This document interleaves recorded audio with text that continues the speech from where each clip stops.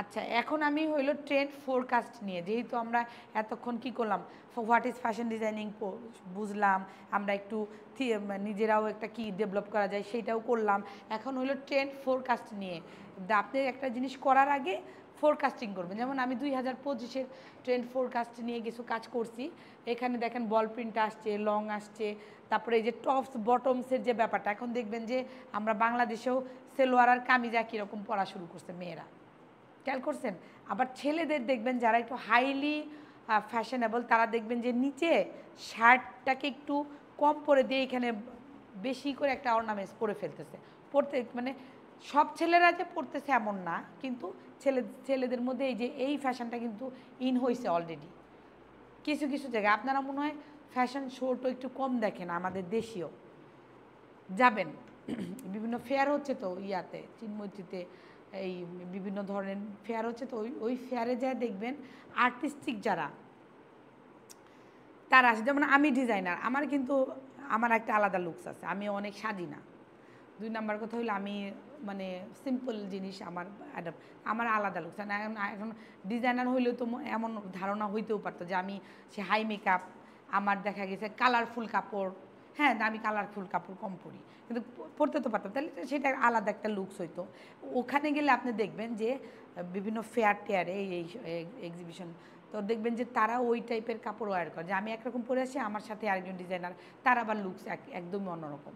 সে হয়তো একটা নর্মাল গেঞ্জি পরে চলে আসছে, কিন্তু তার দেখবেন পেয়ারেন্স করা, তার চোখ নাক কান অনেক কিছু সে ফুরাইছে, তার ওইটা ভালো লাগে, সেই স্টাইলটা অ্যাডপ্ট করছে তার মধ্যে। আমি আমার সিম্পলিসিটি স্টাইলটা আমি আমার মধ্যে অ্যাডপ্ট করছি। তারপর আবার দেখবেন ওখানে অনেক ক্লায়েন্ট আসছে যারা মনে করেন বিভিন্ন বাইং টাইংয়ে আসে। তো এই ওভারঅল এটা তো পুরো মনে করেন আমাদের সিচুয়েশনটা দেখার জন্য, যে দেখবেন যে আল্লাহ আমি তো ভাবছিলাম খালি শার্ট প্যান্ট পরবো, কিন্তু দিদি অনেক কিছুই করা যায়। আমার ওই জিনিসটা কিন্তু ভালো লাগছে। একটা ছেলে মনে করে হাতের মধ্যে অনেক ধরনের ব্যান্ড পরে হাতে, তারপরে খুব সিম্পল একটা ঘড়ি পরছে, কিন্তু ঘড়ির আশেপাশে সে কিছু নব পড়েছে, যেটা তাকে খুব ম্যানলি লুক দিচ্ছে, আরও বেশি তাকে তার যে পার্সোনালিটিটাকে আরও বেশি স্ট্রং করতেছে। ডিজাইনিংয়ে আপনি ফোরকাস্টিং করে একটা মানুষকে কিন্তু তার পার্সোনালিটিকে অনেক গ্রো করা যায় অ্যাডাপ্টেশনের মাধ্যমে। মানে তার কাপড়, তার অ্যাক্সেসরিজ, তার বিহেভিয়ার। কিন্তু আগে তো বলে কি বলে বাংলায়, আগে দর্শনধারী পরে গুণ বিচারী। তো আপনাকে ফার্স্ট লুকেও কিন্তু তাকে একটা ক্যাচ আপ করার ব্যাপার থাকে। তো ফোরকাস্টটা দেখা গেছে বিভিন্ন জিনিস থেকে আসা যায়। আমি তো বললাম যে অ্যাডপ্ট করার ব্যাপারটা। তো আমি কিছু কিছু ছবি ফোরকাস্ট, আরও অনেক ছবি আছে, আমি কিছু ছবি আপনাদের জন্য নিয়ে আসছি। যেমন এইখানে দেখেন অনেক ধরনের কালার আছে, আউটফিটও আছে। হ্যাঁ, যেটা মনে করেন যে আমরা আমাদের মধ্যে না আসলেও ধারণা করতে পারি যে আমরা এর মধ্যে থেকে কি কি জিনিস নিতে পারি। যেমন এইখানে দেখেন, এখানে কিন্তু ইয়ে আসছে, এটা কেন আসলো, এই জায়গাটাতে আসছে হলো আমাদের ওই জেব্রা প্রিন্ট, মানে এগুলো হলো এলিমেন্টস প্রিন্ট। তো এলিমেন্টস প্রিন্ট কিন্তু একটা পার্ট হতে পারে আপনার, যে আমি এলিমেন্টস প্রিন্ট নিয়েই কাজ করব। প্রিন্ট ডেভেলপ করলেন, প্রিন্ট ডেভেলপ করে বিভিন্ন কাপড়ে চলে গেলেন, ওই কাপড় দিয়ে বিভিন্ন রেঞ্জ ডেভেলপ করলেন। তারপরে এখানে দেখেন ওয়ান কালার ট্রিটমেন্ট, এখানে কিন্তু সলিড সে একটা কালার পড়ছে, কিন্তু এক এক এক জায়গাতে সে ব্রেক দিয়েছে কি, এক হাত তার স্লিভ নাই। তো স্লিভ আমরা তো এরকম কাপড় পরবো না, আমরা হয়তো দেখা গেছে যে এক কালারের মধ্যে হয়তো আমরা কলারে একটু টুইস্ট আনতে পারি, তারপরে শেপে একটু টুইস্ট আনতে পারি, যেহেতু এক কালার এখানে একটু অন্যরকম। মানে যেমন এইখানে সে একটা নিটের গেঞ্জি পরছে, এটা কিন্তু আপনার ওই যে ওভেন করা গেঞ্জি, এই গেঞ্জি কিন্তু পরে না মেয়েরা সোয়েটার পরে, কিন্তু এখানে দেখেন একটা সলিড স্কার্ট, সে একটা লেদারের বেল্ট পরছে, তার পার্সোনালি মানে এই যে জিনিসগুলি বুঝা, যে আমি আমার যে কালেকশানটা আছে সেটা আমি এইভাবে দেখতে চাই।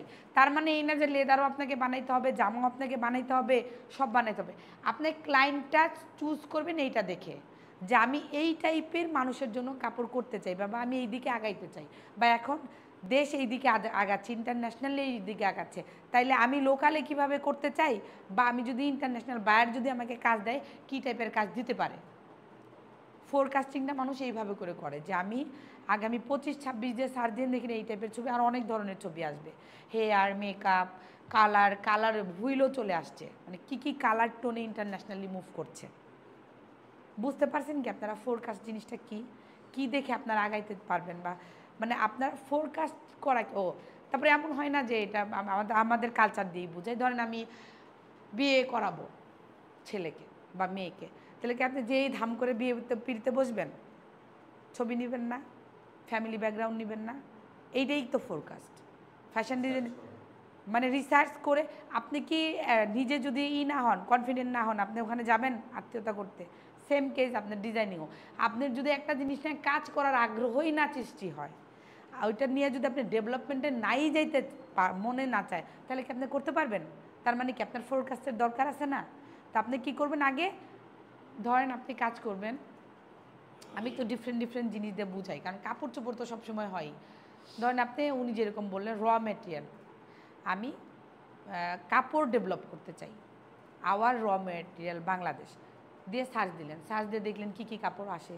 কী কী মেটেরিয়াল আছে নিলেন ওই মেটেরিয়ালটা কিছু টুকে দেখলেন যে এই মেটেরিয়ালটা কী কী মেশিনে অ্যাপ্লাই করা যায় তারপরে আপনি দেখা গেলো যে কিছু মেশিন আপনার কাছে মনে হলো ব্যয়বহুল কিছু আবার দেখা গেছে বাংলাদেশেও আছে অনেক কম তাহলে আপনি ওখান থেকে শুরু করতে পারেন তা মেটেরিয়াল থেকে কী হলো আপনি তারপরে মেটেরিয়ালটাকে আপনি কি ফোরকাস্ট করে দেখলেন যে এই মেটেরিয়াল দিয়ে আপনি কী প্রোডাক্ট তৈরি করা যায় ওই প্রোডাক্ট যখন আপনি ডেভেলপমেন্টে যাবেন তখন আপনি ফোরকাস্টিংয়ে চলে যাবেন যে আমার এই প্রোডাক্টটা নিয়ে আমি কী জিনিস ডেভেলপ করতে পারি ফোরকাস্টিং করে নিতে পারি কিছু ছবি কিছু কালার কিছু শেপ কিছু প্যাটার্ন আপনি ফোরকাস্ট করে নিতে পারেন এটা তো আপনাকে কেউ বাধা দিবে না কারণ আপনি ইন্টারন্যাশনালি কী হচ্ছে ওইটা দেখে তো আপনাকে আগাইতে হবে তাই না নাইলে তো আপনি মার্চ করতে পারবেন না কারণ আপনি যদি কোথাও আত্মীয়তা করতে যান তার আগে তো তার ফ্যামিলি ব্যাকগ্রাউন্ড সম্পর্কে জানতে হবে নাহলে তো দেখা গেলে ওখানে যাওয়ার পর আপনি মহাবিপদে পড়বেন তারপরে তো ফ্যামিলিতে ঝগড়া যাচ্ছির শেষ নাই দেখা গেছে বিয়ের পরেও এই ঝগড়া আগে জানলে হইতো না আগে জানলে করতাম না হয় না এরকম তো ফোরকাস্টিংও এরকম যে আপনি যাতে একটা জিনিস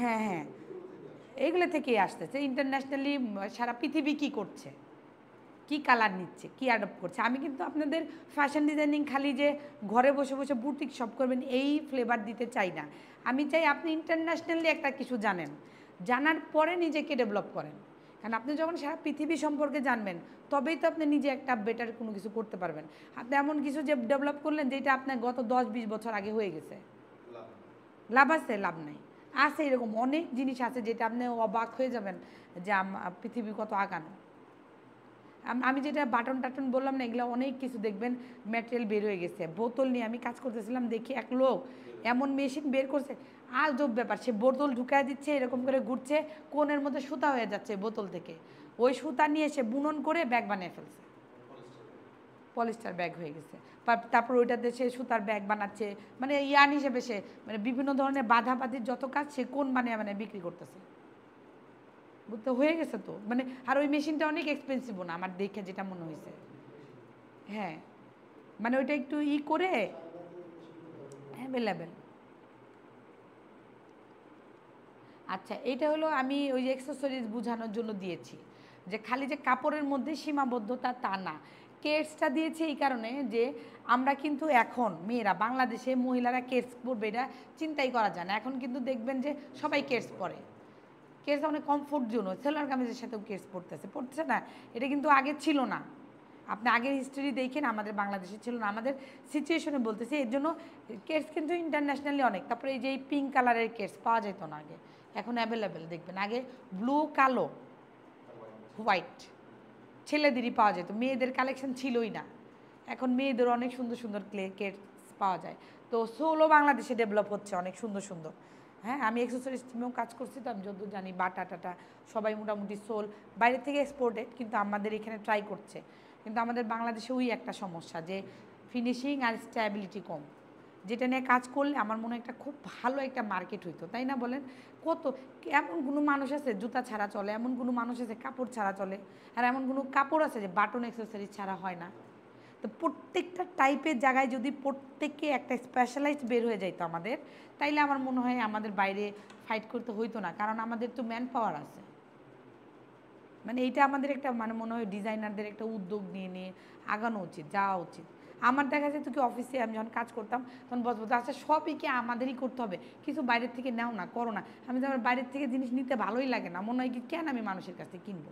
আর ওরাও দেখা যেত যে করতে চাইতো না, আপা এটা তো বাইরে পাওয়া যায়, আমি নিয়ে নেই, কিনা ফেলি, কিনা লাগাই ফেলি। কেন কিনা লাগাবেন, আপনি যদি বানাইতে পারেন আপনি বানান, এটা ডেভেলপ করেন, হয়তো ওর চেয়ে একটু খারাপ হবে, হয়ে যাবে। প্রথমবার একটু খারাপ হতো, তার আপা এখন তো একটু ভালো হয়ে গেছে, এই জিনিস তো আগে ভাবি নাই, আপা আমার এখন কিনা লাগে না, এখন আমার মার্কেটে যা দেখেন, মার্কেটে আসা যাওয়া সোর্সিং করা ওইখানে একটা খরচ হইতো সময়, বরঞ্চ ওইখানে কি হলো, ওর একটা লোক কাজ পাইলো। 2 নাম্বার কথা হইলো ওর একটা কাজ লোক, মানে ওই লোককে কাজ দিতে পারলো। 2 নাম্বার ওর সোর্সিং করতে টাকা খরচ হইলো না, নিজের একটা জিনিস সে ডেভেলপ করতে পারলো, সে আরও 5 জনকে দিতে পারলো। নর্মালি বলি যে যখন আমি আগে জুয়েলারি নিয়ে কাজ করা শুরু করলাম, কানের দুলে যে আংটাটা হয়, মানে এইটা সোর্সিং করা ছিল। তাহলে কত ইয়ারিং তৈরি হবে বুঝেন, আর কতগুলি ইয়ারিংয়ের আংটা আমার সোর্স করতে হবে, এইটা নিয়ে আমার রীতিমতো ফাইট করতে হয়েছে প্রথমে, যে না কোনো কেউই এগ্রি না, যে কেন আমি এটা বানাইতে যাব, বানাইতে গেলে ওই খরচ সেই খরচ সেই খরচ এরকম করতে করতে আমি কী করলাম, একজন লোক পাইলাম যে শুধু আংটা বানাবে। ওরে আমি দায়িত্ব দিলাম, তুমি আংটা বানাবা আর ওরা কিনবে। তারপরে আমি নোটিশ দিয়ে দিলাম যে এত মাস পর থেকে আড়ং আর বাইরের থেকে কোনো আংটা নিবে না, মানে বাইরের সোর্সিংয়ের আংটা ইউজ হবে না।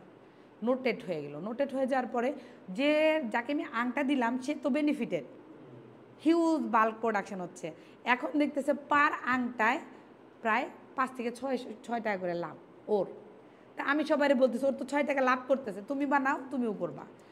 ইন্ডিভিজুয়ালি সবাই তখন কী করলো, একটু একটু করে হইতে হইতে এখন সবাই ট্রাই করে কি যে আমার তো লাগে প্রত্যেক মাসে এত 1000 পিস। এখন সবাই সবার মতো করে একটা জায়গা ডেভেলপ করে নিয়েছে। সেম আমাদের দেখা গেছে প্যাকেজিংও এরকম ছিল। প্যাকেজিংয়ে দেখা গেছে যে অনেক জায়গা থেকে আনতো, বিভিন্ন জায়গা থেকে আনতো, এক এক জায়গায় এক এক রকম প্যাকেজিং হইতো, মহা গ্যাঞ্জাম। সিস্টেমেটিক তো হইতো না, লোগো বাঁকা হইতো, সোজা হইতো না। তা আমরা কী করলাম, একজনকে ডেভেলপ করলাম, আরও 3 জনকে লোক নিলাম, তারা এখন কাজ করতেছে। মিডিলে কী হলো, কয়েকজন মানুষের কাজ। 2 নাম্বার যেটা হইলো যে সিঙ্ক্রোনাইজ হইলো কাজের। হ্যাঁ, এখন শুধু প্রোডাক্ট নিয়ে চিন্তা করে প্রোডাক্ট ডেভেলপমেন্টে যদি আপনার ডিটেলিংয়ে না যান, তাহলে কিন্তু আপনার 100% ফ্যাশন ডিজাইনার হিসেবে আপনার কাজের ফুলফিল হইল না। যেমন আমি আমার ফ্যাক্টরিতে যে কাজ করি, আমি ওয়েস্টেজ কোনো কিছুই ফেলছি না, আমি প্রিজার্ভ করতেছি, করার পর ওইটা নিয়ে আমি কাজ করছি, আমি চিন্তা করতেছি এটা কী করা যায় যাতে আমার যে 1 কোটি টাকা 1 লাখ টাকার আমি মাল কিনেছি, 1 লাখ টাকার কাপড়ই আমি কাজে লাগাইতে চাই, এই কাপড়টা আমি ওয়েস্টেজ হইতে দিব না। হ্যাঁ, তো যে টুকরা বাটনগুলি ফেলে দিচ্ছে, ওর ওই বাটনগুলি কালার করে করে ওইটাকে হয়তো বাচ্চাদের ওই টয় বানাচ্ছি, টয়ের বাটনের চোখ হয়ে যাচ্ছে, বা টয়ের একটা কিছু করে ফেলতেছি, মানে একটু একটু করে আমি জিনিসটাকে ট্রাই করতেছি কি আমার মতো করে এক্সিকিউট করতে। মানুষ তো নিচ্ছে, আমি একটা প্যাটার্ন করছি, প্যাটার্নের মধ্যে থেকে কী হয়েছে, পাতার মতো এরকম এই শেপের টুকরা কাপড় বেরোচ্ছে হিউজ পরিমাণ। কী করি ওইটাকে আমি কী করলাম, বানলাম, বাইদা ওইটাকে ই করে ওইটা আমি মনে করেন 6টা করে কম্বো করলাম, যে 6টা ব্যান্ড, নিচে যে ক্লিপ ব্যান্ড লাগিয়ে দিলাম, 2টা পাতা 2 দিক থেকে। তো যে আমার ওই বাচ্চাদের ওই জিনিস কিনতেছে তাকে হয়তো প্রথমে আমি ওই ওয়েস্টেজ কাপড়টার দাম সহ মেকিং চার্জ সহ লিখে দিছি ফ্রি, আসলে কিন্তু ফ্রি না দিচ্ছে। তখন ওই প্রোডাক্ট একজন আমাকে বলতেছে, আপু আমারে কি 6 পিস দিতে পারবেন, এই ব্যান্ডগুলি আমার বাচ্চার বার্থডে। তাহলে আমার আরেকটা বুদ্ধি হইলো যে বার্থডের গিফট হিসেবে তো এটা যাইতে পারে, কম দামে বার্থডের টোপন না কিনে আমি এই গিফট হিসেবে দিব। ছেলেদের টাই বানিয়ে ফেলবো, এখন ছেলে বাচ্চাদের হলে সবার একটা করে বউ কিন্তু চায়, তো বউ করে ফেলবো, কালারফুল বউ হবে। এই যে একটা আইডিয়া, মানে এটা কিন্তু আপনি নিজের না, মানে ডেভেলপমেন্টে না গেলে বুঝবেন না, ভালোও লাগে অনেক, বুঝছেন। ওয়ার্কাররা তো বলে কি যে আপনি সেটা বানিয়ে ফেলেন, টুকরা কাপড় দেখলে বলে উনি এখন ঢুকছে, উনি একটা কিছু বাইর করে বানাবে। এইটা কিন্তু আমার একটা ভালো লাগা কাজ করে, যে না আমি ফেলনা জিনিসটা দিয়ে কাজে লাগালাম। ইভেন প্রডিউসারের অনেক জিনিস আছে যে নিয়ে আসে, আপা এই জিনিসটা এমন হয়ে পড়ে গেছে। একবার হয়েছে অনেক অর্নামেন্টস করছি, এই যে কাঠের এই চুড়ি ভেঙে গেছে, কিউসি রিজেক্ট, বিশ্বাস করতে পারবেন না, এত কিউসি রিজেক্ট। ওর তো মাথায় হাত। পরে আমি যে কয়টার চিক্সে নিছি, তারপরে আমি কী করলাম, নিছি 4-5টা নিয়ে আমার টেবিলে যায়, ওটাকে হাত দিই আর টাস করে ভেঙে যায়, হাত দিয়ে আর ভাঙে। তো এখন চুড়িগুলি এমনভাবে ভাঙা যেটাকে একইভাবে কাটাও যাচ্ছে না, তাহলে কি করা লাগবে এখন, আমি কি করছি এগুলো আল্লাহর রাস্তায় ভাঙেন, এগুলো ভাঙার পরে ফিনিশ করবেন, খালি সিরিজ কাগজ দিয়ে দিয়ে ঘষবেন, ঘষার পরে বিন করে ফেলবেন। তাতে কি হয়েছে যে পাথর ভাঙা হয় না বিভিন্ন কালারফুলের আঁকা বাঁকা, তা আমি ওটা দিয়ে মালা বানাইছি। বিশ্বাস করবেন না, এখন ওই মালারই সেল বেশি। এখন আমি ভাঙাচুরি কই পাই, এখন আমি শুধু অল্প কয়েকটা করছিলাম, তারপরে ওনাকে আমি বলে দিলাম যে আমি 2টা বেসিক মালা বানিয়ে দিছি, যেটা ওর যত ওয়েস্টেজ ব্যাঙ্গেল যাবে আড়ঙের ও নিয়ে যাবে ফেরত, দোকান থেকে হইলেও ও নিয়ে যায়, এখনও চলতেছে ওইটা। হ্যাঁ, যেরকম দেখবেন বাঁকা আড়ঙে আছে, দেখেন বাঁকা এইরকম বাঁকা মধ্যে ফুটা করা আছে এখনও। তো এই যে ধরেন জিনিসটা তোমার ফেলনা গেল না। তারপরে আমার ওয়েস্টেজ জিনিসটাও আমি চিন্তা করে করলাম, আবার আমার বেসিক প্রোডাক্ট তো হচ্ছেই, বেসিক জিনিসটা আমি বানায় 100 বিক্রি করতেইছি। তারপরে যে জিনিসটা আমার থাকতেছে ওইখানে আমার কি হচ্ছে, আমি ওগুলা ফিল্ডে দিয়ে দিচ্ছি, মানুষ আসতেছে জিনিস নিচ্ছে, তুমি এটারে জয়েন দাও, এটা দিয়ে এই শেপ বানিয়ে নিয়ে আসো কেদার। তাহলে কী হলো, আমার মানুষের আমি হ্যান্ডস বাড়াইতে পারলাম, আমার জিনিসটা ইউটিলাইজ হইলো। তো এই যে এক্সেসরিজ কিন্তু একটা অনেক বড় পার্ট। আপনার ফ্যাক্টরি থেকে যে জিনিসগুলি ওয়েস্টেজ হবে, ছোট ছোট পাউচ বানান, বেল্ট বানান, ব্যাগ বানান, তারপরে ওই যে বিদেশে আমাদের বাংলাদেশে এমন একটা জায়গা পাইলাম না যে ওই যে শীতের দিনে যে ঘরের ভিতরে আমরা ওই কুইল্ট যে জুতাগুলি বানাই, এত ইজি বানানো, ওগুলো সব কিনি আমরা, বার্মা যে স্যান্ডেলগুলি আছে ওগুলো কিনি। আমরা বাংলাদেশে তো করতেই পারি। ভিতরে যদি আমরা মনে হয় কাপড়ের কাগজের সোল দিই, ওটা তো ওয়াশেবল না একদম। মনে করেন আমি 50 টাকা জোড়া যদি আমি বানাইতে পারি, কস্টিং আনতে পারি, পসিবল, কিন্তু আমি করতেছি। হ্যাঁ হ্যাঁ, ইজি, অনেক ইজি, কাপড়ও থাকে হিউজ পরিমাণ। হ্যাঁ, হোটেলও বাইরের থেকেই নেয়, বাংলাদেশ থেকে খুব কম। চায়না মাইনারে বইলা দেয়, ওরা দেয় আর খালি ওই যে ওই হোটেলের লোগো লাগায়। না না, আমি আমি বলছি কি, আমার চাইনিজ আমি সোল, আমি তো এক্সেসরিজ নিয়ে কাজ করছি, সোলে পারতেছি না, কিন্তু আগাইতে তো হবে। আপনি যদি একটা জিনিস আগান তাইলে তো আরেকটাতে আপনি যাইতে পারবেন। আমি যদি সারাক্ষণ বাইরের থেকে অ্যাডপ্ট করতে থাকি তাইলে তো আমার ওই যে ক্রিয়েটিভিটির যে ব্যাপারটা, ডেভেলপমেন্ট হবে না তো, বুঝছেন? ওই জিনিসটা আমাদের মধ্যে কম বাংলাদেশে, খাটতেছি অনেক কিন্তু নিজের কোনো কিছু ডেভেলপ হচ্ছে না।